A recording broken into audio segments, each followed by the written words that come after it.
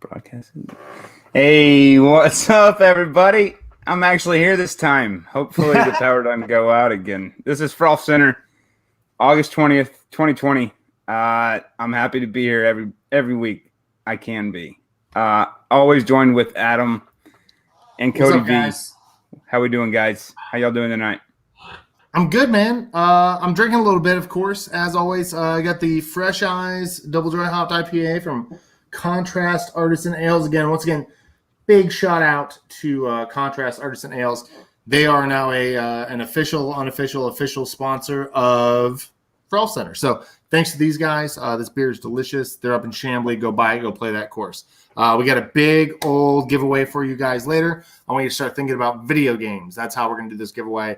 But before we get into all that stuff, here is the 1100 rated hype man himself, Mr. Cody Vitale. What's up, guys? Adam's going to send me a 6-pack of that delicious beer for the next episode. But tonight I'm going with the classic whiskey and ginger ale. But I can't wait to try that beer. Yeah, and I also want it because I missed it last week. They did give me some of the beer, and yeah, I thoroughly enjoyed it. I super appreciate you guys hooking it up.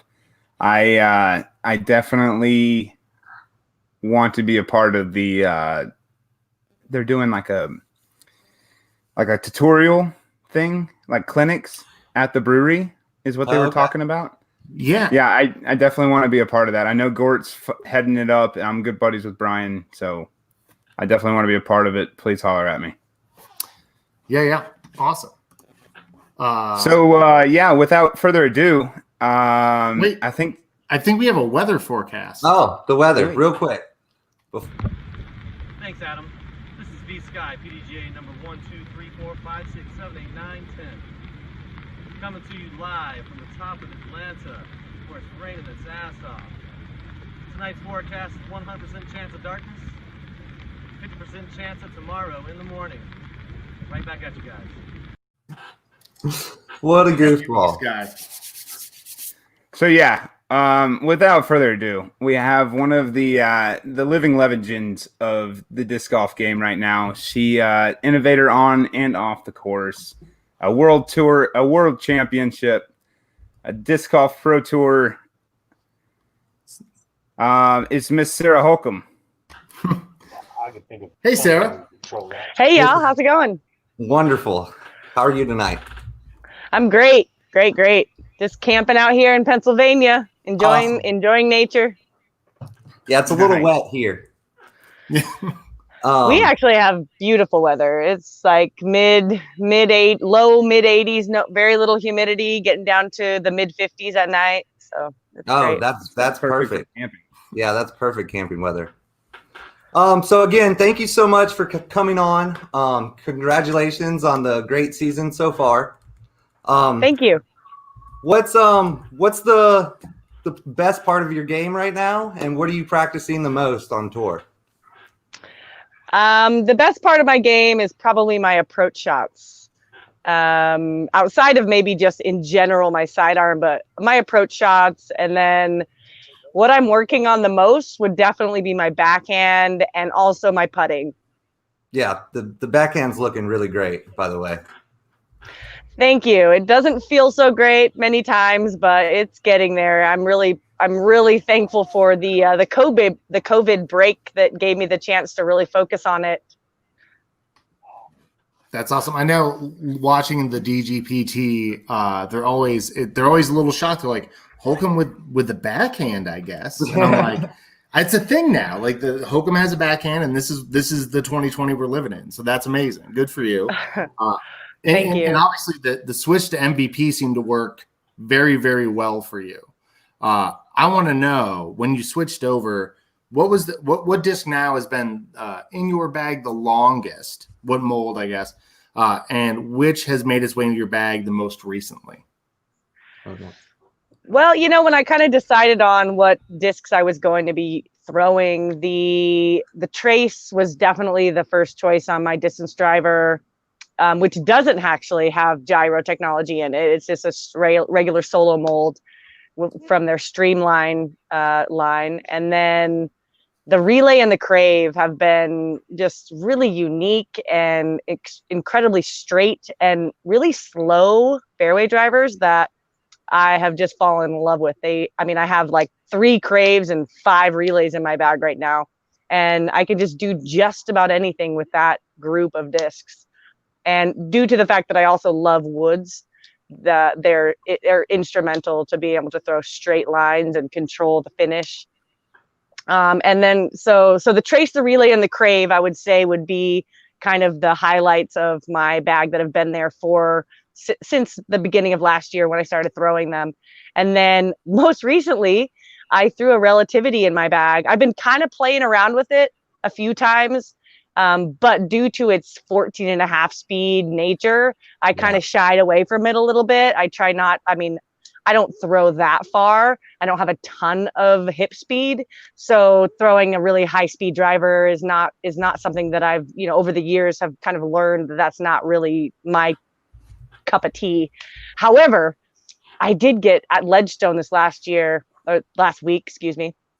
I got last year. It feels like last year. Feels like a year ago. No, but man, I got to like at least 5 holes that I really don't get good birdie looks at out at the Sunset Hills course because of that disc. So it's man, in the open. I mean, I don't want to throw it in the woods just because when it's offline, it's offline.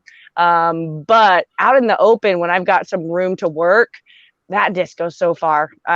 For my arm hip speed, that disc is just a boom stick. Boomstick, I love it. MVP's kind of on the up. They're on the come up right now. They seem to be gaining in popularity a little faster than they had in the past. And I'm wondering, any juicy new stuff coming out from MVP? Do we have any like new molds, new plastics? Like everything. Everything? Can we put you on the everything? Yeah, man, they're. I mean, they got shut down for 2.5-3 months during they're in Michigan, right? That's where they're based out of, and Michigan shut down everything but essential businesses for a long time. So this year in particular, because MVP switched over to molding their discs in-house with their own machines rather than through Maple Valley Plastics, which is their father's company who molds all sorts of other stuff for other industries. They were molding through Maple Valley Plastics prior to this. And these last few years, they've purchased their own machines and moving everything in-house so that they can do all the things that they've been wanting to do that they couldn't do prior to that because of just the production schedule issues and just working as another company trying to do that. So they actually have been retooling almost all their molds so that they fit the new machines. And they put a ton of discs out of production at the end of last year, which was a crazy move.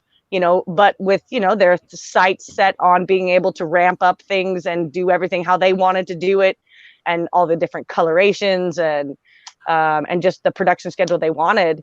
And then this COVID thing happened and then they're like, oh no, we had so much planned. So they are working around the clock to try to make sure that those things happen. But there's so much coming. It's mind blowing. Wow. So all the retooled molds and they've got, we just put out the Fission Wave, which just released on Friday. So the Fission plastic is their highest technology that they have out right now. And, extremely weighted rims and very, very light cores. And that just increases the amount of spin that happens on the disc and how long the spin occurs, which makes the disc fly further and has a more forward fade versus a lateral fade. And I definitely experienced those types of characteristics on the disc that I'm throwing with them. And the Fission Wave was actually, for me, it was just a little bit flippy for my distance driver.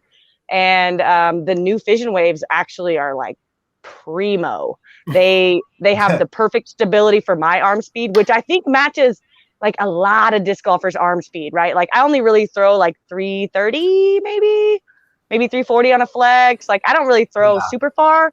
I don't have a ton of power, which I think is akin to a lot of disc golfers out there. So anyway, the new Fission Wave is knocking it out of the park. The old one's one of the longest discs in my bag. The other plastic. So don't shy away from that one either, everybody. Yeah, I mean, and then the wave's been working for you, and then you've always thought that, hey, like I wish it was just like a tick more stable. Well, the fission is there, and even if you like the older ones, the newer ones, I mean, that fission technology is just going to give you that extra bit of distance that you weren't getting with the regular technology. So Gotcha. Yeah, the the technology on MVP it's unreal to anything else. Like I've seen shots that just continuously like they hold the hyzer angle, but they're continuing to move straight, and I just haven't figured out how it actually happens just yet. yeah, Like, it'll when you put an envy in your bag, you're like, okay, this is like a great putter, and I'm like throwing it, and then for like 2 months, you're gonna throw it too far. Because you're like, wait, it's only supposed to go this far, but because of that extra gyro, it almost throws like a mid. They just keep moving forward. But hey, we got a viewer question, and it's from one of our dear friends here in Atlanta, Peggy. She wants to know about the 2015 Worlds car crash. How did you stay focused? Did the adrenaline help? How tired were you after the round? Oh, the one that got away, right? Yeah, exactly. Yeah. So I think that, I was leading the tournament at the time when it happened. I think it was after the third round going into the fourth round. I had 6 or 7 strokes. I had a substantial lead going into that round. And, it was devastating for something like that to happen, and I'm telling the ambulance guy, like, I gotta go. I got a tea time. Like, let's go. Like, what do I got to sign? He's like, ma'am, you do realize that by signing this, you are refusing medical attention and that, blah, blah, blah. And I was like, I get it.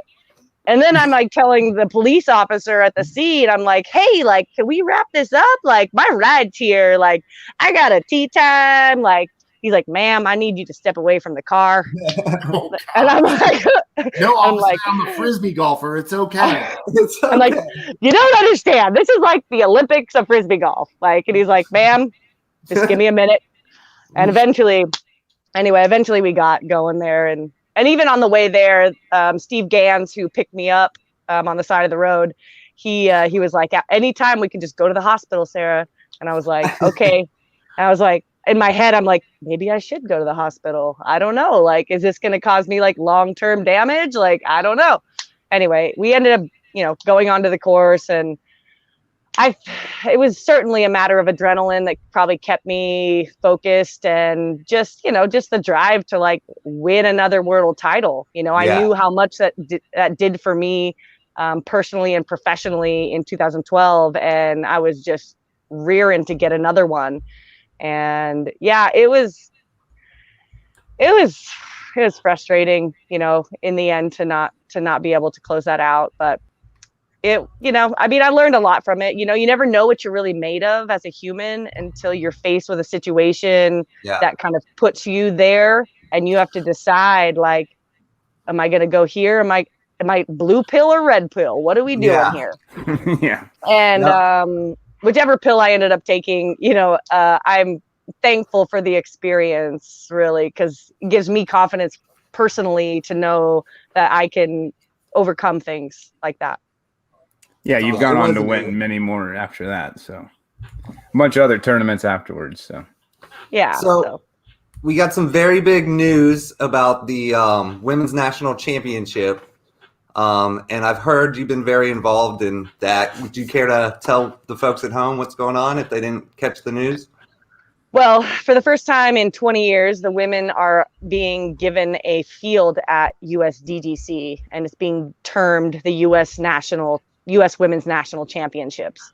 Now, this is with big regret that it is not the U.S. Women's Disc Golf Championships that was scheduled for California in May, and that all of our friends who are both pro masters, other age protected masters, and then all of the amateur field that is normally there to join us on the course, and we have a great time together. Unfortunately, that is not the situation, thanks COVID. But thank you, COVID. They decided to give us a shot at Winthrop.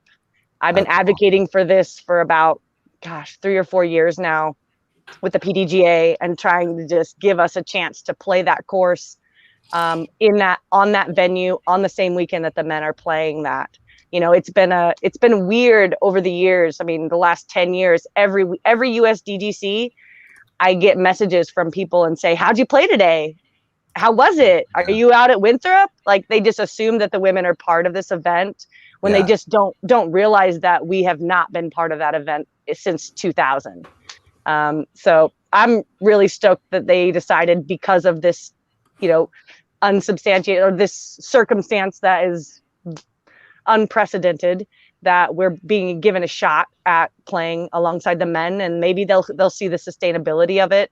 And we've been told that it is only a one-time thing, but I'm confident that it'll at least give us a foot in the door for a possible future of women playing in the USDGC at a qualifying elite level. They are also making adjustments to the course to make it FPO friendly, which I applaud them for that. And so I don't know what the course is going to look like right now, but I trust Jonathan Poole and his staff will put together a good venue for us, a good course for us to compete on. So I'm really stoked about that. And the next step, though, is to get U.S. Amateur Disc Golf Championships, which is typically held in Milford at the Toboggan course, which is also an only male field, which women can compete in it, but you have to qualify just like the men, and you play against men.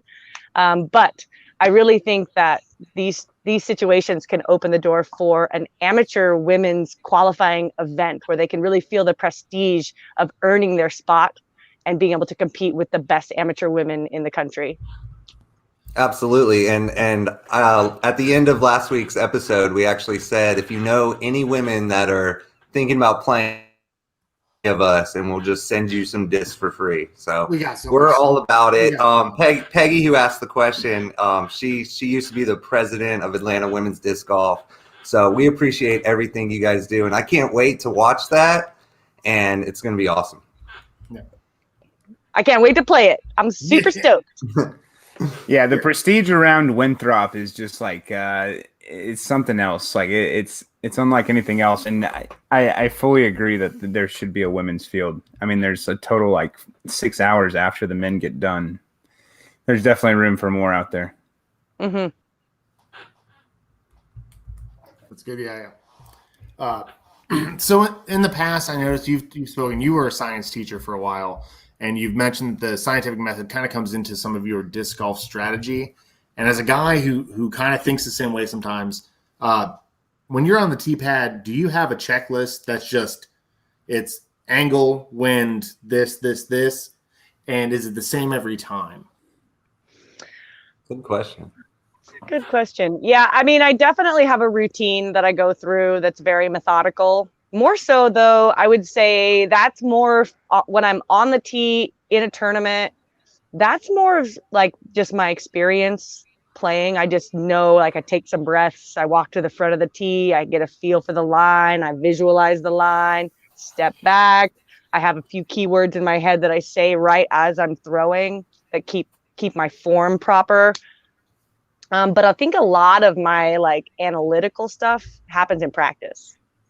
I'll try out a lot of different lines on each hole, decide which one's putting me in the best position. Many times I'll sacrifice distance for placement. I'm also sacrificing, I'm choosing a high percentage shot over a low percentage shot. Even if that low percentage shot might give me that extra little, I'm probably going to go with the high percentage shot almost all of the time, even if it's not going to get me directly to the basket. So I'm playing those percentages in practice mostly and making a game plan that includes, what disc I'm throwing, what angle I'm throwing it on, what my eyes are focused on, what I'm throwing the shot, including how I'm running up on the tee. I mean, oftentimes people get stuck running up on the tee exactly as the tee presents itself in that angle. And oftentimes you need to pick a slightly off angle way to include to run up upon. So I think a lot of that stuff happens in practice, at least for tee shots. And then for approach shots, again, I'm choosing the high percentage shot almost every time, regardless of whether that's actually going to get me to the basket. I'm looking for progress up the fairway. That's awesome. Like, I love this subject, and I love the mental game of disc golf quite a bit. I think it's. I came from a wall golf background, so getting into disc golf, it's like the placement versus. I have a tournament coming up this weekend, all placement, and it's going to be fun. But when you're looking back at your scores, at video of your performance, how analytical do you get? Are you super nitty gritty? Are you keeping notes, or is it all kind of one big picture of the lay of the land, for lack of a better term? Looking back, it's more of a big picture concept for me, for sure. Yeah. And looking back, those are it's maybe there's certain issues I had in particular week. Maybe my distance putting fell off, or I was struggling with certain approach shot, certain angles on my approach shot, and I'll remember those things to work on the following week. But overall, I definitely take more of a big picture look when I'm looking back. Now, I could probably do it a different way. I don't know. Yeah, it's always so interesting to see how people like go back and listen. I'll do video of my form very personally, and I'll do a lot of like elbow to knee kind of like angle stuff. Do you get into the mathematics of your form at all? Yes. I mean, I check out my form constantly and try to notice the little things that I think that I'm doing that I may not be doing. I'm like, and I know my form so well that when my form feels weird in a tournament, because just of nerves or just tension, whatever it is, I can talk myself through each of the parts of my form. Oh, flies. I can talk myself. There's a couple horses right next to my campsite. So. Oh, nice. Sounds fun. This is a good camp. Yeah, it's great. But I'll talk myself through all the very intricate parts of the way that I know my form works for me, in order to get myself back on track. And also then when I'm looking at video, I'm looking at these particular little parts of my body to figure out what I'm doing right and what I'm doing wrong. Yeah, video is crucial with any sport, really. I mean, any sport you play, you go back and you watch film on yourself. It's great that we have that tool now, because when I first started playing, there was not video especially of the women. And if I was taking video on my crappy little flip phone, it's not gonna. You really need slow mo to really break it down and see what's actually happening in the hit zone. Yeah, it's awesome. So on the other end of the spectrum, though, do you have any superstitions when you're out on the course? I try not to, honestly. I try not to. I try not to confine myself to, like, if something doesn't happen perfectly, like, oh no, my round's gonna be terrible. I try not to think of those things. I try to keep it fluid in that way. Like, I'm just gonna go with the flow, depending on the situation. I mean, I try to do a lot of the things that I always do in order to make things work properly. But if something weird happens, I try to not take that as like, oh no, this round's not going to be good now. Like even, some people get like, they miss their first putt and they're like, oh, my putting's off. Oh, crap. It's not going to go good. I try to just know that, like, okay, it'll work itself out. Just keep at it, keep grinding, keep doing the things. Yeah, exactly. You know what you're doing. I mean, I do really like my music is kind of like, I mean, if you could get close to a superstitious thing, I really do like to have music in my ear. It really helps me relax while I play. So that's a good one then. I recently lost one of my earbuds, so I didn't buy a new pair.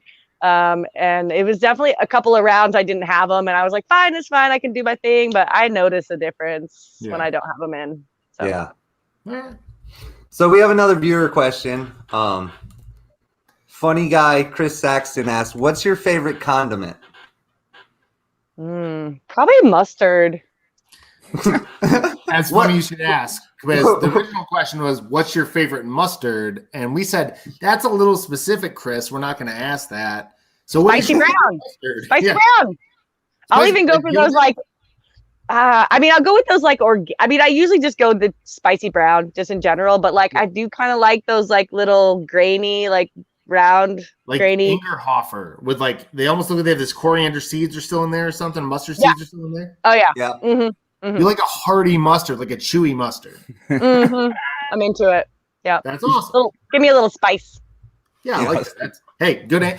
Chris asks the great questions. Apparently, He did. He got it. Hey, Chris knows Sarah. Yeah. I noticed on MVP you have 7 different options for your signature disc. Are all those discs in your bag? Which one's your favorite?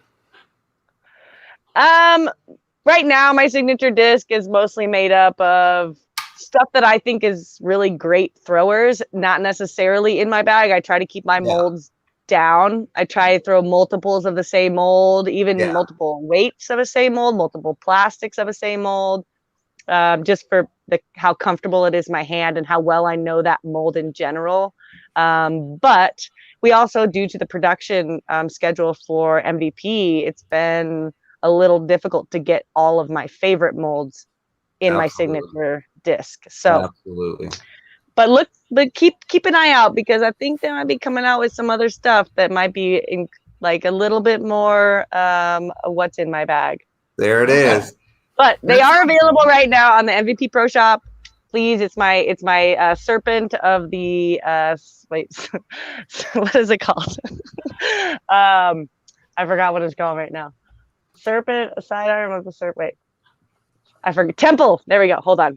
Temple of the Serpent sidearm. There it is. That's the name. I was literally about to just clack it in the keyboard earlier and figure out how you got it. But yes, that sounds and it's got like a Thai temple with this like huge like python going through it and like a lotus flower at the bottom. It represents like new beginnings. It represents like new beginnings and like facing your fears and just, like the community of disc golfers as the temple of people that you love to be around. So I love it. I love the symbolism. It's funny that you don't have superstition, but you have all this great symbolism in your disc. It seems like a fun little like game there. I don't know. I like that. That's good. It's kind of hard to come up with stamps over the years. Let me tell you. Oh yeah. Can you imagine opening a new company and having to name discs? You're gonna have like the possum and the armadillo and like all these varmints. Like that's all that's left. That's all you got. I don't know. The flying squirrel. Yeah. That might already be taken, actually. That's already taken. That's a disc. ABC discs. Yep. Yeah. Yep. So, you're a longtime legend of the road. You've always been playing the disc golf tour. What's your favorite tournament that you've played, and do you continuously play it throughout the years? MVP.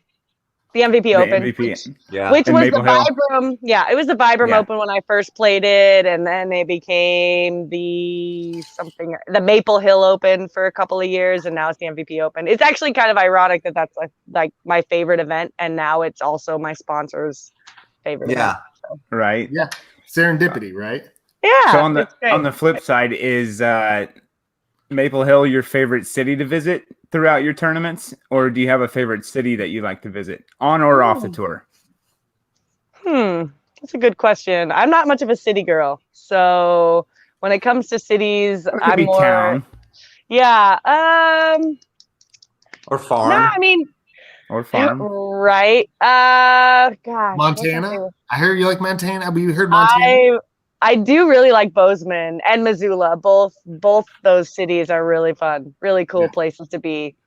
And, I know that Waco gets a bad rap, but I really like Waco. I think they're on the come up. If you're like looking for land, I feel like Waco is on its way. You know how cities over time just kind of evolve, and sometimes they're like, we live in Georgia. Yeah. Atlanta. So it's a weird place. I place. feel like Waco's on the up and up. So I don't know. I really like Waco. I wouldn't say it's my favorite place, but I think I over the years it's grown on me. You see promise in Waco. I do. I do. There it is. Maybe it's those house flippers or something that are doing it. I'm not sure. I mean, they've got a really nice property advisor from Sarah Hokom. Yeah. There you go. Yeah. Don't do that. Okay, Sarah, we're known for kind of getting silly questions here halfway through. So we're halfway through. We're going to get a little silly with the questions. I'm going to wave a magic wand, and you are now the president of the Pdga for a week. What's the first thing you're doing? Gosh, they do such a good job. They really do. I'm a fan. Do. Absolutely. What do I do? Incorporate the women with the USDGC. Yeah, that's the first thing. I mean, it Good is answer. United States Championships. Like, how do you not have women a part of it? Right. Right. I might mandate more equitable pay. I don't know, something like that. Probably. I'd create regulations for what FPO pads should look like, perhaps. Oh, but I don't want that's it to a be. good one. I don't want it to be. Well, yeah, that's probably what I would do. That's a is good one. like, Yeah, so Yeah. so what do you think for FPOT? I mean, obviously Some you guys standard deviation. often have to deal with some garbage T pads, right? and it's not even the T-pad surfaces themselves. That's not my issue. It's the placement, the golf that we're trying to achieve. You know, Okay. people like to. I hear on the internet, all these wise people on the internet, they don't like to watch FPO coverage because it's boring. Right. That's Yeah, the right. complaint. Yeah, That's the right. complaint I get. Right. Boo those people. But in Boo. reality, and they blame boo those people, but I don't blame them, because sometimes we play courses that I'm bored playing, right? Yeah. So Flip side it's of the not coin. it's not a matter of whether women are boring to watch. It's that they put us on courses that are boring for us to play and for people to watch. When you're putting holes out of range and there's not scoring opportunities, it's boring to throw as far as you can and then pitch up 100 feet and tap in a putt. That's boring. That's boring to watch. That's boring to play. So I really think that, having proper course design that creates scoring opportunities and makes FPO exciting, because it can be if we're on the right courses and if we're playing from the proper tee pads. So that's something that has been a big course design, proper course design. Like, it is fun to watch the women when they're scoring and when they have opportunities to do it. But it's so boring to watch us pitch up 100 feet and tap in a putt. That's boring. Boring to play, boring to watch. I don't blame you, but don't blame it on us. And It's course design. I'll be the first to admit it's boring to watch the guys when they play courses like that. It's it's not. When they're not scoring, it's not fun to watch either. No, like I mean, last weekend at Sunset Hills was some of the best coverage I think yet this year. That looked like a fun course for you guys. We can talk about. Oh, go ahead. Sorry. No, you're right, and that's and the great part about that is it's a course designed specifically for FPO. Like, I would say 70% of the players can get to 70% of the holes or something like that, and several of the players can get birdie looks on every hole. So like it's much better. It's much better. Yeah. Okay, so I'm going to wave that same magic wand again, and you're no longer the president of the Pdga, but you're now in charge of MVP for a week. What's the first thing you're doing at MVP? Ooh, I'm making myself a 12-speed, slightly flippy, super flat fission disc. Sounds like that's what's on the way. You prepared. Like, that answer just instantly. I feel like there's a gap now. We need to make this disc happen, right? Yeah. They will. Yeah. Oh, Like, there it is. Yeah, there it is. Well, there's your exclusive, folks. Yeah. So our favorite question we ask everybody that comes on: if you could play with any celebrity, alive or dead, who would be your celebrity doubles partner? Ooh. Billie Jean King. Billie Jean. Oh, yes. Oh, Yeah. yes. I think that was the Oh, fastest. girl! I bet she's got some skills from that tennis background. Backhand. Mm-hmm. I bet she got some. Katrina already claimed one of the Williams twins. Yeah, that Oh, was well. hers. Yeah, of course. Yeah. I mean, I get, Kat, she's out for blood. She's always just trying to win. Yeah. She's always trying to win. I mean, that's, I guess, that's a thing, right? I mean, you didn't say to win. You just said to play with. No, that's all. Okay. Are we supposed to try to win? Just Okay. No, that was just her I cold-blooded. think Kat was definitely trying to win. Then. Kat was straight up like athlete. Yeah. If I'm trying to win, I'm going with McEnroe. Let's go. Yeah. Perfect. That would be the funnest round ever. Just like tennis pros. I could only imagine the sidearms that they could throw. Oh, I don't.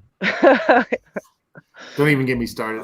We have another viewer question I wanted to ask. This is from Brandy Bomblin, who is a tournament director down here in Georgia.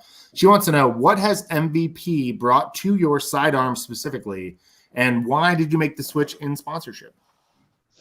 So it's it's most certainly brought a lot of variety. They have so many molds, like over 70 molds to choose from. Wow. That is like, and they're all just slightly different, right? So choose your own adventure. If this one doesn't work, this one will. If that one doesn't work, this one will, right? So it's got anything for any kind of arm speed and any kind of preferences, line preferences, angle preferences.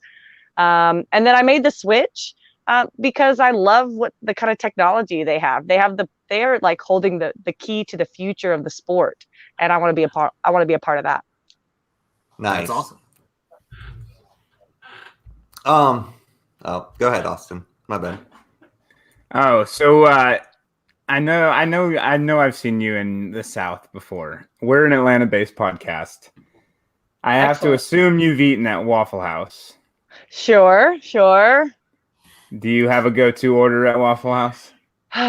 You know what? I don't know all the terms. I haven't eaten there enough to know like exactly know what that to there call are it. terms. Yeah. But I want all the stuff on it. That's what I want. I want all the stuff on it. Like Scattered, the smothered, chunk, scatter- diced. Yeah. bingo. Yes, all of it. Hash browns all the way. Yes. Got it. All the way hash browns. That's it. There we Mhm. go. Yeah. Good enough. That's, Good enough for that's a us. go-to. Oh, that's funny. So again, And I take my cheesesteaks with wit.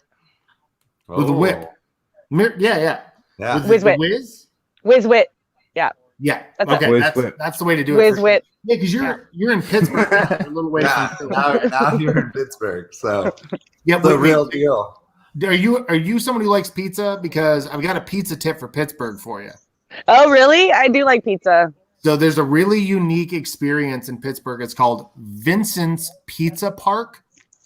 And if you guys are following along, you're from Pittsburgh and you know this, it's this guy who makes terrible pizza that all pools in the middle. All the ingredients are greasy and awful, but it has this weird cult following because it's kind of a Pittsburgh original. So if you're looking for something weird, Vincent's Pizza Park is apparently the thing in Pittsburgh for pizza. That started Okay. really good. And turned All off. right. It's a thing. Yeah. It's like it has an internet following. There's a huge Facebook group for it. It's weird. Okay. I'll Yeah. have to check it out. I'm always into it, like trying out new pizza. You know what though? My favorite pizza, which is ridiculous, is gas station pizza from Casey's General Store. Where's KC's? What part of the country? So there are a lot of places. A lot in the Midwest, but Casey's Pizza has like the best cheese on their pizza. It's an addictive by nature, and whew, I mean, can I get a shout out from all the Casey's General Store pizza lovers out there? Because I can't not go in that store and get a slice. I have to get a slice every time I go. I can't wait for the KC. Now I want to try a Casey's. Yeah, we gotta pizza. order some Casey's frozen pizzas or something. No, I don't think they're frozen. No, they're always fresh, and they're always available by the slice. You can also buy full pizzas from there. I don't know. I'm kind of obsessed with how good their pizza is. We're gonna see a big old yeah. pizza patch on the back of Sarah. So Hokom's that's- shirt. Yeah. So that's perfectly led up to our next question. When you win a tournament, do you have like a celebration meal? What's your like go-to celebration meal? I don't have a go-to celebration meal, but I definitely will, instead of like moping and cooking for myself at my campsite, I'll go out for food. And I usually like to go to a place that is locally renowned, whatever it is. And then when I go there, I'm asking the waitress or waiter, what do you guys make the best? That's what I want. So Yeah, I like for to, sure. Yeah. You want the I like- authentic experience. Yeah, I want the best place in town, and I want their best food, whatever they make the best. That's what I want to try. That's awesome. That's very adventurous, and that's the fun way to do it for sure. We're traveling all the time. So here's a question we leave kind of open-ended on purpose. Who are your top 3 disc golfers? And you can qualify that any way you'd like to. My top 3 disc So top 3 to golfers. play with, top 3 tallest, top 3 best, however you want to qualify it. What 3 disc golfers do you want to talk about right now on this podcast? Okay, so I love Valerie Jenkins. She doesn't play anymore. unfortunately, but she's like the most kind woman I've ever met, and she always makes people feel welcome, and she's always willing to talk to newer players, and she's knowledgeable and sweet, and so she's definitely one of my favorites.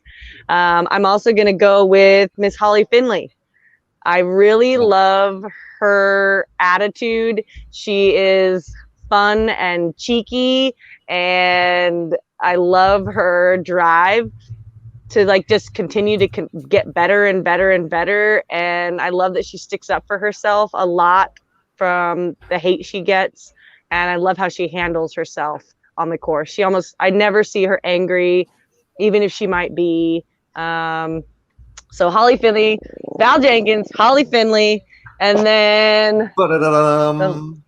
dun dun dun dun. Somebody's angry. Ruby Hold sees up. the horses.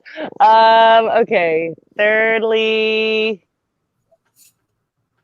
there's so many. I don't want to leave anybody out, but there's so many. You know what? I'm gonna give a shout out to Heather Young right now.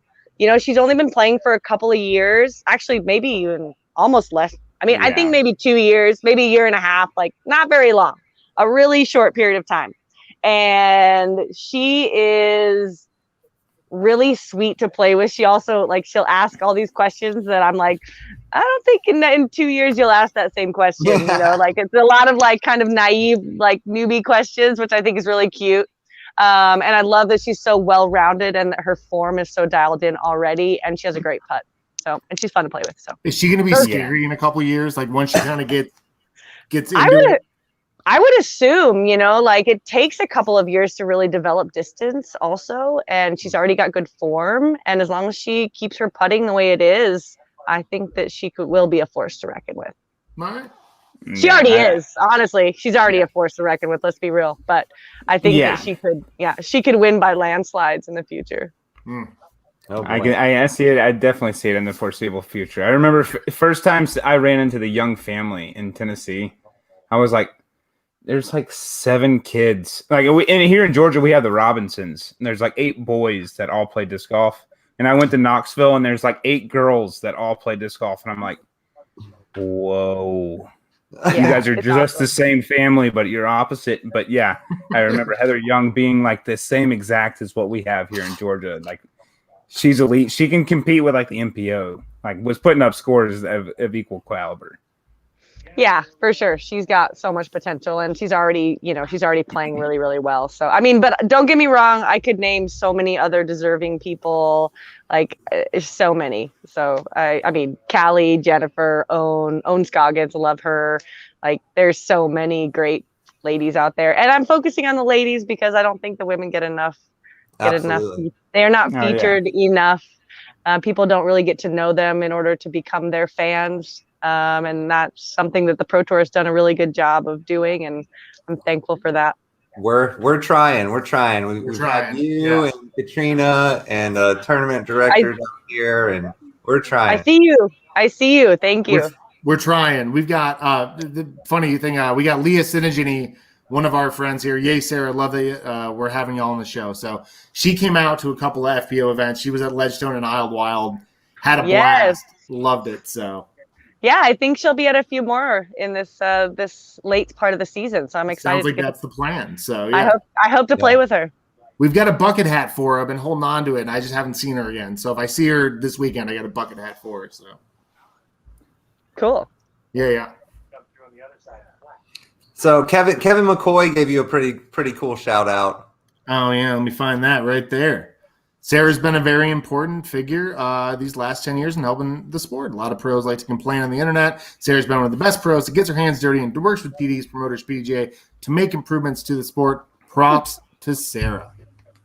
Thank you, Kevin, and also his lovely wife Courtney. I love her too. She was actually part of the one of the early FPO players I ever played with. And then she's recently gotten back into the scene after she did the baby thing for a little while. So yeah, it's always great to hear from her and Kevin. And I got to watch Kevin in action on at some board meetings, and he was really great on the board, and we miss him there. Nice. Yeah, So we're gonna have Kevin on next week. Any good stories you can tell us about him? Yeah. Anything we should ask him about? I don't think I'm not sure that the stories I have are things I can say online. We'll take them I've off heard the these air. stories. Yeah, we'll take them, we'll reword them, we'll put them back on. Like the names of people and destination. We'll figure it out. Our buddy No, Paul Bell wants to Kevin's know. great. Oh yeah, he does a lot down here for us, and we love him. Oh, he does a ton. Get to that. Our buddy Paul Bell wants to know when you're listening to music on the course, what is your go-to playlist? Funky jams on Spotify. Easy. Easy Yes. answer. Done. Give me That's the funky jams. I like the upbeat nature and it's just like a positive vibe and it's always Awesome. kind of jamming. I can't help it but dance to James Brown out there. Like, whoo. Yeah. That's a good Yeah. that's a good playlist. Yeah. That's a great That's playlist. really good. Check it out. It's a public playlist on Spotify. Hell yeah. Kevin Ward wants to know, how did you like Harmon Hills in Tennessee? I didn't play it, so I don't know. Oh, okay. Bad question. Where was the Ooh, USW Kevin. DGC last year? Oh, Harmon Hills. My bad. My bad. Oh, My bad. I thought we were talking about it. I thought we were talking about a Nashville course. I was thinking Harmony Bends, which is also in Missouri. There's so many. Yes. My fault. Harmony Hills is great. I really like that course. Yep. I mean, the tee pads, a couple of the tee pads were need a little bit of work, but I really like the lines and it was really fun to play there. Yeah, I would love to play there again. Absolutely. Yeah. Great course. Harmon Hills has a bunch. I think they set up a temp course for you guys as well, didn't they? Or no? Not out there, I don't think. Maybe it was a slightly different layout than normal, but I think it was pretty much the normal the lay stuff. the lay of the land out there is beautiful though. Yeah, a combination of rolling hills and woods and really fun. That's my favorite. Give me technicality in elevation and then give me like hit lines to hit. I want that. Let's go. that's my life too. Yeah, absolutely. Felix Vega wants to know, how many putters did you go through before you decided on the ones that you're using now with MVP? I mean, all of them. All of them. Just did the whole king caboodle? Yeah, absolutely. Yeah. You just try them all out and figure out what feels the best in your hand and what flies the best for the angles you prefer and the power you have. All right. What are you using? For shorter putts, I use an ion, which is like a big bead putter, average rim depth. And then for longer putts, I use a spin, which has a lot of glide. It's understable. It gives me it extends the spin that I have, which isn't very much. So I need an understable putter to get any kind of glide from far. So I don't have like a lot of, I don't know, I have these like girly hands that don't have much strength. So I can't seem to get a lot of spin. So an understable putter will glide further without actually hyzing out. So the spin is my go-to for longer putts. All right. And then of course I love throw an envy. You have to throw an envy. Like envies are great. That's the disc, right? That's like that's the. But I use it for approach shots. You know, both backhand and sidearm, and it just sits next to the pin. After you learn to not throw it so far because of the gyro.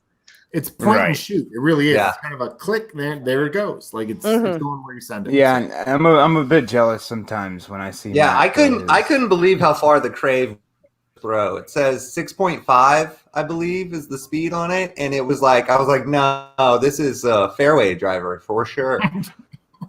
Leah had another question. What weights do you throw for drivers, and what weights do you throw for mids, and does it depend on the stability of the disc? So I typically throw around like low 170s for most of my drivers. I started playing in the time when they didn't have lightweight stuff. So, having a low 170s driver was what I've been comfortable with for a lot of years. But I will drop the weight down if I need something to turn more than normal. So, I'll drop it down to like the mid 160s for instance, I have a few relays that I need to turn a lot more than a regular relay going straight. So I'll drop it down to a mid 160s class in order to achieve a slightly less stable flight. And then for all of my mids and putters, I go max weight. Those are not, for me, my philosophy on that is that those are not shots that you're looking for extra distance on. And so, max weight gives you the control in the wind, and consistency. So like I don't need a light anything for those. But and also a big thing that has changed in my backhand is a lot of times I was throwing for like practicing backhand, I was throwing my low 170s drivers for that shot. And I found dropping it down to the mid 160s really helped me focus more on my form and not try to muscle the disc out. So it helped my form a lot to drop down for my backhand. I think that I may eventually pop that back up a few notches once I'm able to produce a little bit more power for that shot. But having low weight stuff for that has really helped me keep my form in check. That's awesome. Our buddy Matt Hudnall wants to know, are you generally more in favor of flat discs or Domi discs? I go flat all the way. I actually, the way that my grip is, my little, well, where are you? Okay. I have this grip, right? And so this middle finger, whoa, I'm not flipping you off, I promise. My middle finger extends slightly into the flight plate on my grip, right? So when I have a Domi disc, that means that this finger is going to be slightly above the other finger. When I have a Domi, wow, I can't figure out how to do this. Okay, there we go. There you are. Backwards. It's just backwards. Okay, go this way. Okay. I'm not illustrating this very well, but when I have dome in the disc, it actually makes that middle finger extend further up into the flight plate rather than being flush with the other finger, which is what I'm comfortable with and which produces a less wobbly flight. So I found that when I throw a Domi disc, it creates a nose down angle on my natural form. So I go super flat. It also increases or decreases speed wobbles and off-axis torque on a sidearm. So I go super as flat as I can find on everything. But thankfully, you can find flat discs of all stabilities.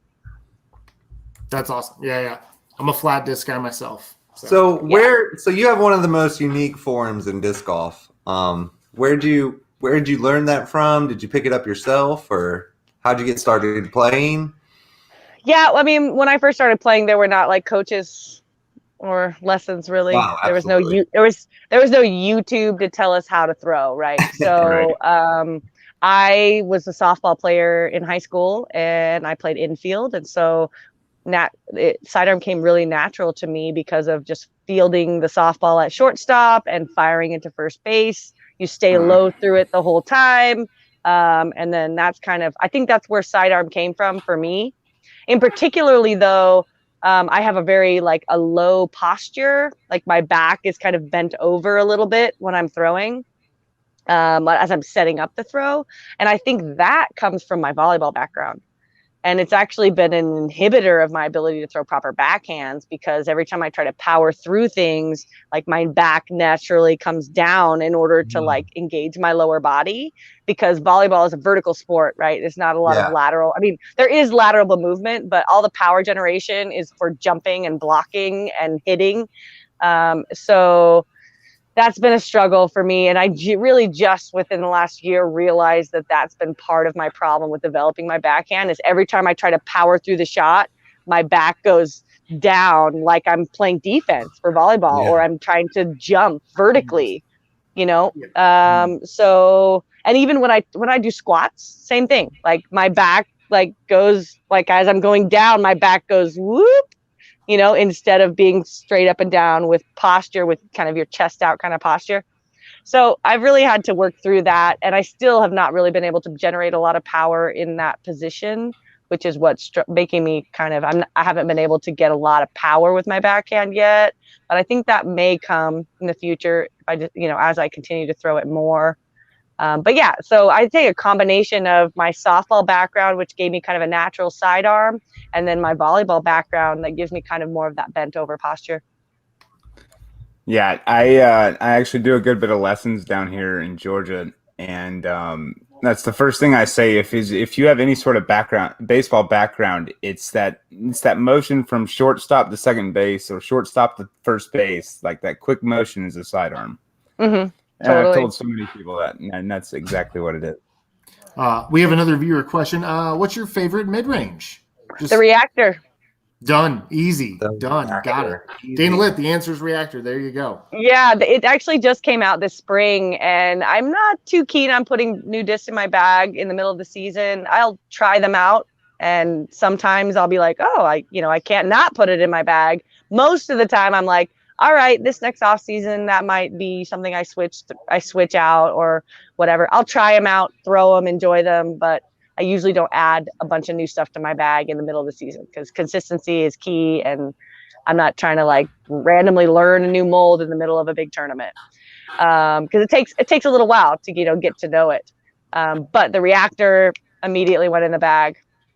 It goes further than any mid range I've ever thrown. It's got just the right stability that I can throw it sidearm really hard. It's not really going to turn over. It goes like, for me, most mids are not really going. They're going like 220, 230 maybe, but that thing goes over 250 for me. Mm-hmm. Heck yeah. You'll get 300 eventually with it. Yeah. I mean, we'll see. Yeah. Austin, you got one more for him? You got one more? Yeah, we're kind of winding down. So our last question, we always like to ask everybody. We thank you very much for coming on. Do you have any questions or advice for us? We're just gonna flip it on you. I would say I really love that you guys use the term frolfer. We did it. We absolutely love it. We're trying to weed people out. Like, if they don't get it, that's fine. We don't want them anyway. I find it funny all the time that people are offended by that word. Frolfer. Like it's not masculine enough for them or something. I'm not sure. Frou-frou? But I'm like, get over yourselves. Like, frolf, duh. It's great. And also, I don't know if you guys know, but Montana, the state of Montana, they call it falf without the R. Oh. Yes. Joe Costa, we know Jenny Costa's husband will tell you all about that too. Right. So my favorite thing when I go to Montana and I play the the Zootown Open in Missoula, we go play that golf course, and I love walking around saying I'm falfing on a golf course.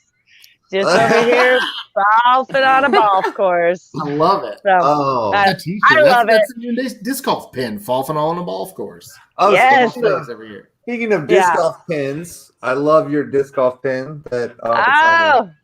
Those are sold out now. We're coming out with a second edition soon. So thank you for repping that. There they are. I also have a disc I was going to ask about. Oh boy! I bought it because it had your autograph on it, but it says "Bad Girl Ninja." You know anything about that? I think that's my signature. I don't know anything about the stamp really, but I like it. Yeah. Cool. It's a keeper. Yeah. I don't even know what disc it is because it's kind of older. It actually, I think, did you get that from I feel like that's a Santa Cruz stamp. I think it might have come from the De La Viega disc golf shop. I have. I'm slightly remembering. It does say Rancho. Yep. It does. Yeah, I think that might have been a stamp that they came out with. They have a lot of unique stamps, and so that might be where that came from. I'm not sure. I forget. We're just going to call you the disc golf ninja from now on. Oh, man. All right, Cody.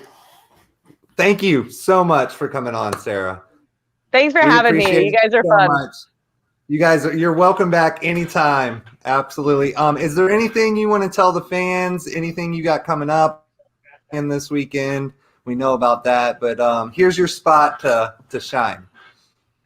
Well, I'm doing the Pittsburgh Flying Disc Open this weekend, and I'm really looking forward to Moraine. It's a wooded course, and then we're headed up to Vermont and Maple Hill and Maine and New Hampshire. So I'm spending the next 5 weeks in the Northeast on some wooded courses. I'm really stoked on that, and there should be some really great coverage out there. So I just encourage everybody to tune in to the Disc Golf Network and all your favorite production companies. There's so many out there doing great work. Like, get them on your subscribe list. They're working really hard out there to bring you great coverage. And then go check out mvpproshop.com. I've got some signature stuff out there that really helps me out with. And also, if you're a coffee drinker, the sidearm special is available at birdiefuelcoffee.com.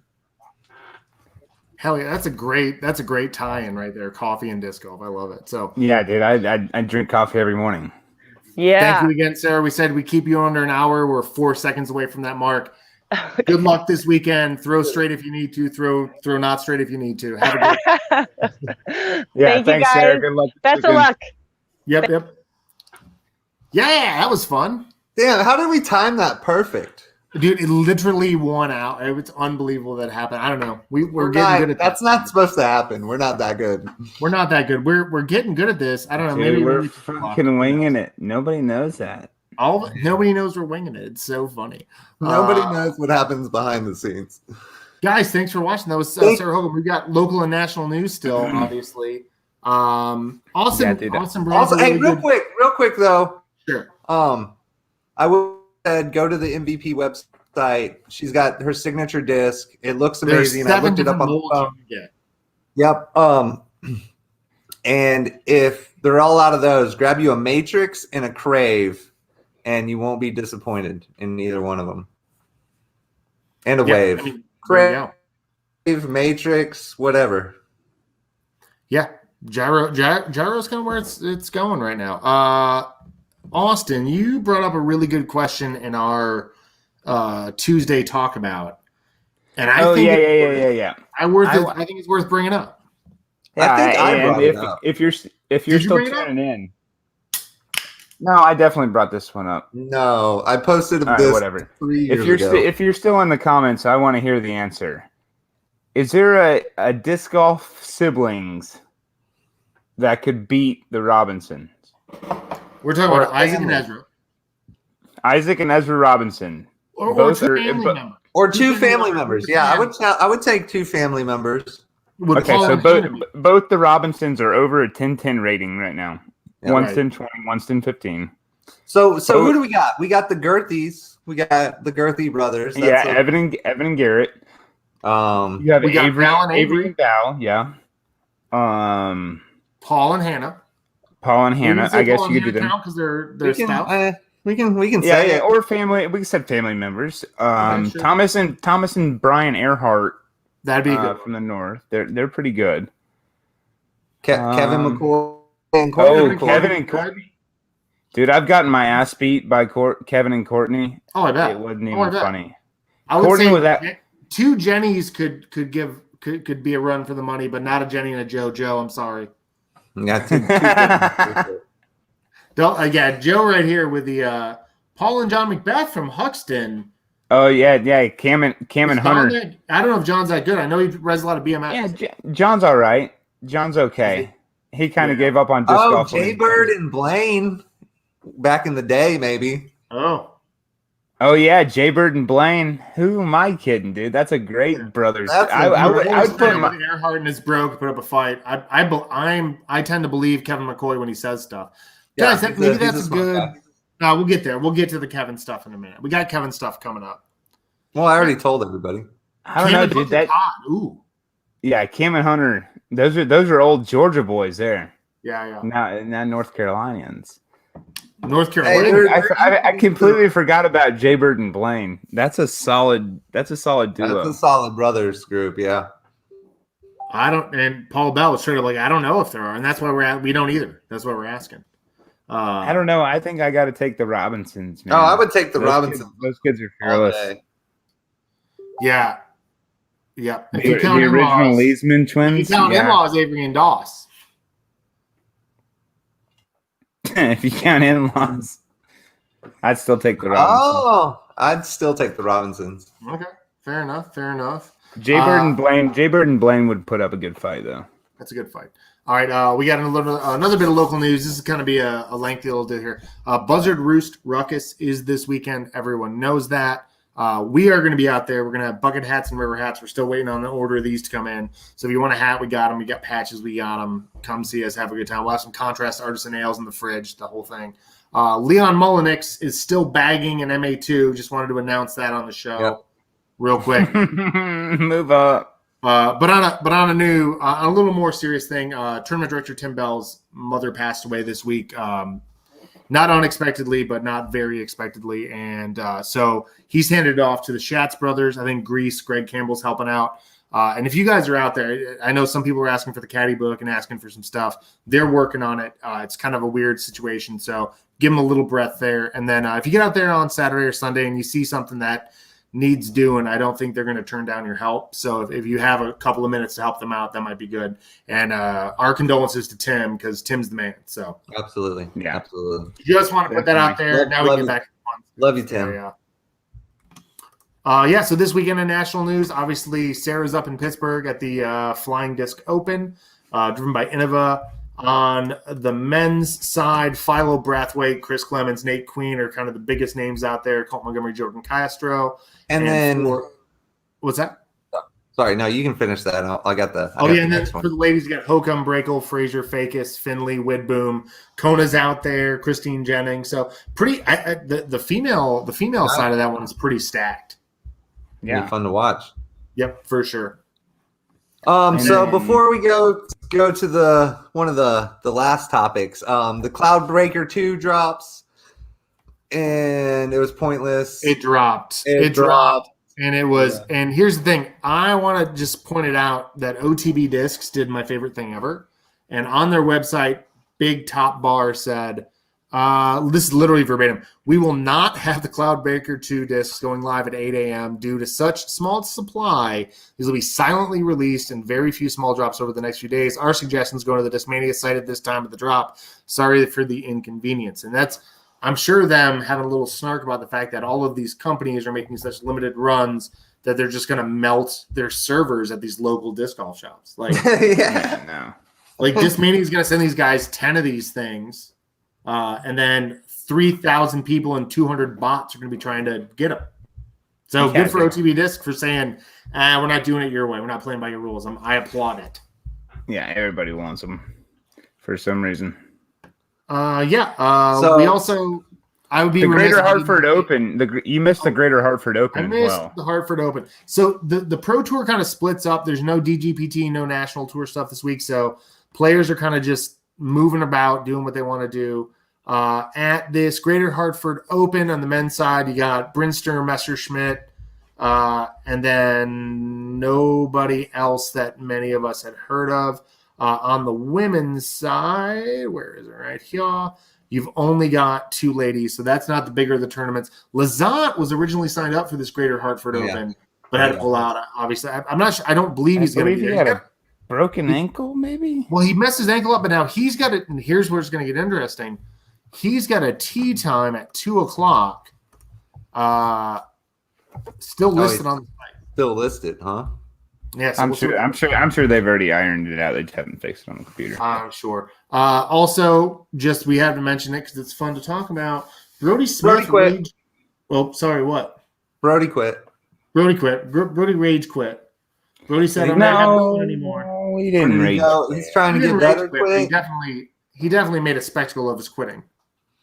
Yeah, he definitely made a spectacle of his quitting, but that you were quitting. At the same time, I kind of understand it. Like if you're not performing at the top level like you were kind of expecting to, yeah, it can get frustrating. And obviously, he recognizes that he needs to go work on some things before he comes to the table and takes money from these people that have been grinding their asses off for the last 6 years on the tour. So I don't even know what that means. Look at this. Kevin Ward coming in hot. Brody sucks. I mean, come on now. We're not trying to hate on the guy, but we're hating on the guy. For me, if you ask I hope he comes back bigger and better than ever. But if you see him play in a local tournament, let us know. We're going to send Austin out there to beat him. Yeah, I'll just do it. Yeah. I'll do it just to do it. Yeah, Brody comes anywhere near the East Coast, we're sending Austin after his ass. We're going to make a t-shirt that says Austin beat Brody. Yeah, I will intentionally. Follow us. I'll go out there and do it. Put the pressure on me. Yeah, and I'll put the follow us behind it. Yeah, awesome. Absolutely. Cody, you think you can make that fun fact list last 1 minute? Oh yeah, I got it. Okay, you guys have fun. So, fun fact of the week. I gotta find it. There it is. So our good friends in Finland.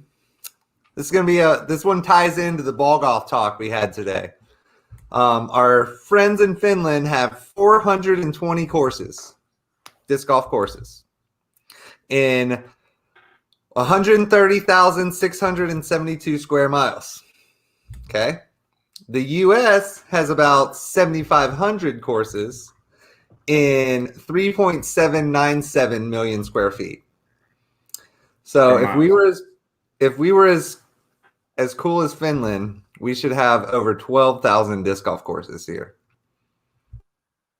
So, but on the reverse side, the U.S. has 15,500 ball golf courses, and Finland only has 134 ball golf courses. So if Finland was as into ball golf as we are, they would have 533 courses. I did some math today. But yeah, that's it. Finland has a shitload of courses. We have a shitload of ball golf courses, and we need to flip-flop it. That's all I got. That's my fun fact. Damn, I'm reading ahead, and Adam's 2-minute warning is exactly what the hell I'm doing right now. Oh, Hey guys, we about I to hate bust to hear it. Austin. you guys tell me in the comments how that went without me. It was pretty awful. I'm sorry. I was already talking about what you're about to talk I about. guess I and was put saying people to. You're I about put- to talk about exactly what I don't like. Okay, well, so is it time for my 2-minute warning? Yeah, I put people to sleep with my fun fact, I guess. Your fun fact was, I mean, it is what it is. My 2-minute warning, real quick, is hiding your low bag tag. So, Ooh. yeah, like we're getting to that time of the year. Everyone's got their seven or whatever, 10 rounds or whatever your league is telling you have to have. And all of a sudden, those tags are just going to be disappeared. They're just going to be gone. They're going to, I left it in my glove box. Or, oh man, it's on my nightstand. Like, what? Why is it on your nightstand? I sleep with it every night. It's under your pillow. Is it still under your pillow? Is that what are you doing? No, I'm just making an excuse to you to why I'm not playing for tags. It's just an excuse. So It's normally always in my bag, but I'm telling you, it's probably in my I nightstand. can go on the internet and I can see that you have a low tag, and I can see that it's not going anywhere. I can see it's like watching a Google map. It's under my pillow. It's a Google map, and it's just going in a circle, man. No, bring those tags out. Bring the tags out. That's what I'm saying. I do have the number tag. 4 tag, and I am an advocate for not playing it ever. Well, that's all Austin's got for tonight. See ya. No. Yeah. Bye, guys. Anywho, so we got a tip of the week for you, Austin. So here's the situation. We're gonna put up a couple of videos. These are from our friend Chris Brackett. He shot him on his Motorola Razr from like 95. Right. So the whole thing here is he's wondering, he's got 2 different putting stances. He's having trouble deciding which one he feels more consistent with. I'm going to show you the videos. Not sure how much the videos are going to help, but maybe we can speak to the consistency.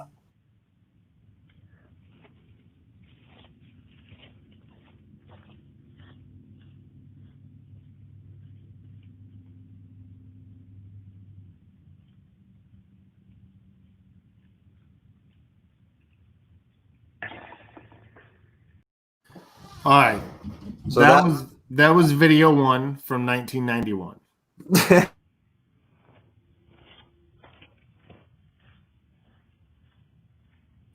You said this one here is the next one from 92.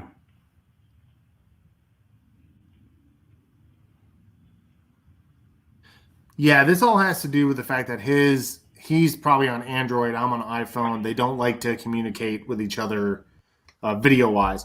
So, but his question was about consistency. I mean, I don't know if the videos are going to help too much, but something about consistency. He wants to know. He doesn't really feel comfortable with either stance, and he wants to know kind of what's the most important part of trying to figure out how you should be putting if you've got 2 things in your brain. So my thing to him was like he sent me 2 15-foot putts, Mm-hmm. Two 15-foot putts, I would assume both of you two can make 9 out of 10. No. Right, boys? Yeah, right? unless No? we're in the lead, unless we're winning, then way less. Yeah. Y'all aren't making 15-foot putts 9 out of 10? Not in the second round. No. No. Okay, well 15-foot putts should be what you were practicing then. Because No, we get it. when a 15-foot putt is on lock, it opens up an entire like gateway of confidence, and when you're throwing your shots. But anyways, back to putting. I would say go to 20 to 25 feet and throw 10 putts of each. Throw 10 standing forward, throw 10 with a straddle. Whatever the higher number percentage that you had, I would rock with that and then throw another 90 putts behind it. Just practice then. Just keep going. Yeah. Whatever you're doing, commit to doing it and like stick to it.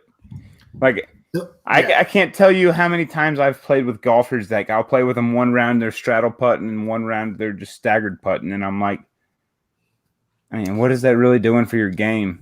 Yeah. Chris, Like, don't feel bad about the quality. No, that's not a thing, man. Like it's an Apple to Android. Yeah, no. We're totally bullshitting, dude. We're fucking drinking. Come on, man. we're having a good We're time. just Yeah, We'll put it on a VHS for you and send it to you. Yeah, do a bit of dance of your putt. It'll work. But no, I think Austin thing is right. Like you're saying, to figure out what's going to be more consistent, just overdo it to the point where you just know.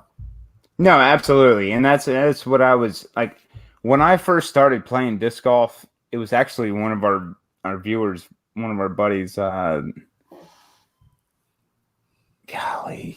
I just completely blanked. Lost the name. What's the craft beers fanatics page? Kevin Cogner. Kevin. Yeah, Kevin Cogner. Oh, yeah. He told me to pick the disc up from the ground, and when you stand up and look at the basket and plant your feet and throw the putter at the basket, that is your putting form. That is your natural putting form. That's what you feel like you should do. That's what you should do. That's what you should practice on. So, I went home and I grabbed the Frisbee and I looked up at the basket and I just like had this like natural little like Anheuser spin putt, and I've just been dialing it in over the last 10 years, and it's kind of working out for me. But at the same point, like, you do you, boo boo. You do you, boo boo is my favorite. Exactly. Like you figure out what work.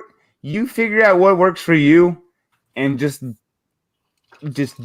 pound it into your head. Like there's nothing that I can probably use my putting stroke in my sleep right now, like because I throw that many putts. Just seek the answers until you find them, kind of thing.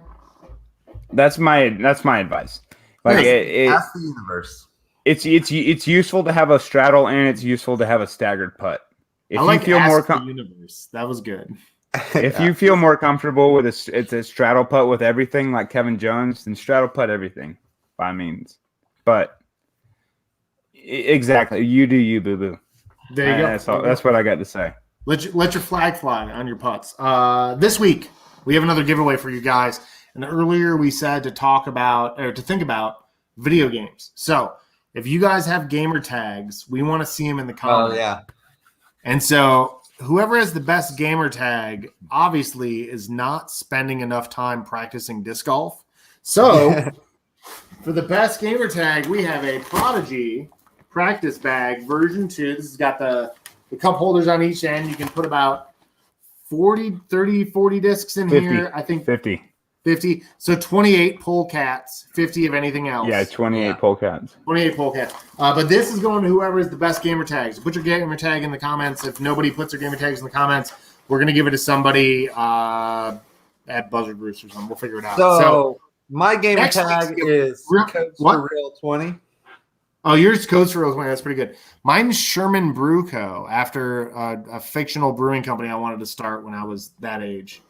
What you got, Austin? So I'm on PlayStation. I'm on the Call of Duty and Fall Guys right now, and I am that hitter 5'6", 469. My little brother Andrews was always Big Drew Balls 83 or something. Yo, Oh, here that we hit go. it. This Cheese 13. Is that Dylan Holt? Oh, that is is Dylan Holt.